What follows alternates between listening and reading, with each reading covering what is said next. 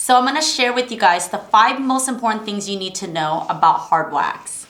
Ain't nobody quite like you, got me falling through and through, straight to the top.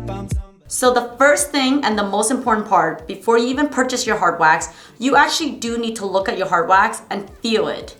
It needs to be creamy and it needs to be really, really soft and shiny. It should not have air bubble. It should not feel coarse. That's gonna be a bad indication already. When you melt your wax, it should not take forever. If it takes forever, that indicates to me that the wax is filled with a lot of fillers. Tip number 3, it should be very, very smooth. It should not be clumpy, lumpy, or chunky. Also, as you stir it, it should just melt very, very soft and gentle. So tip number 4, you'll know a good wax once you grab the wax and you get ready to apply it onto your skin.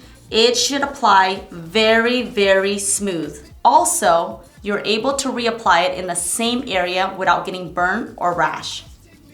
Tip number 5, your wax should dry really, really fast and really easy for you to just pull. A good hard wax, you'll know because it's really flexible. It should never crack or rip on you. You should have a lot of movement to stretch on the body and rip it easily. Now that I've given you all my tips and secrets, now you guys are ready to go out there and start waxing with full confidence. If you like these type of video and you want me to demo some more products or even just showing you how I wax my entire face, comment down below because I do the videos just for you guys. Until next time, I'll see you guys later. Bye.